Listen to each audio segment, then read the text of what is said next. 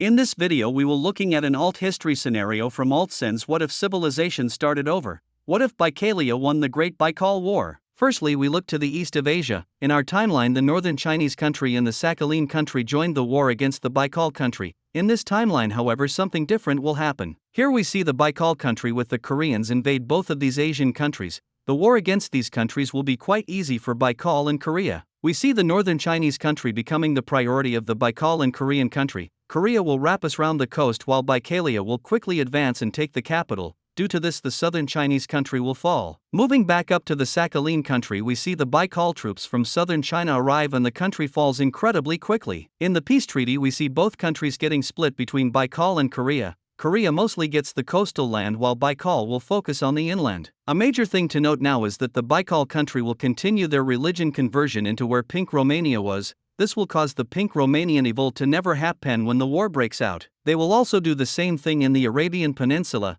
This will later help with their stability issues when the war starts. Now we see the outbreak of the Great Baikal War. However, it won't start in Russia this time. The war will start in Arabia. The Palestinian country will get fully occupied in the initial invasion, while the light blue and red country will lose multiple major cities and a lot of territory. The Baikal country will launch a huge offensive into Turkey. The nation capitulates and the remaining territory is being held by Greek forces. Next we move to Europe, where the majority of the Baikal forces are. They will start an offensive into Europe, pushing into the grey Russian country, the purple Balkan country and the green country. The Baikal will focus their goal onto the Arabian countries. They push down the peninsula, taking over the major cities, the capital cities, and eventually Arabia falls to Baikalia. Next we see the Russian country becoming the next priority. The Balkai Arabian reinforcements will arrive and the Russian country does not stand a chance, therefore they fall. With the help of Carthage, Greece and Rome, Baikalia will be pushed back in Turkey. They are almost be fully liberated. The Korean country will join the war on the side of Baikalia, and it shows when a huge offensive begins into Europe.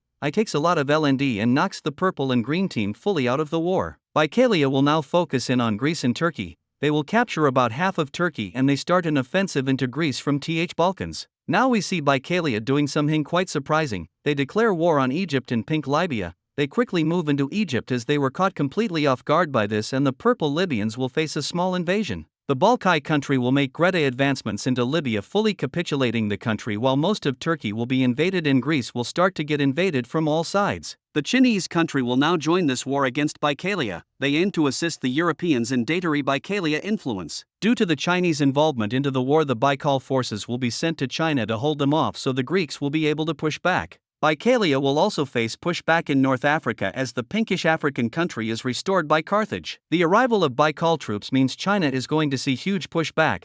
The Koreans will do very well with the help of Baikal troops, and the bluish Chinese country joins the war against China, starting their own invasion. Baikalia does still see some success though as they push into the light blue Balkan country.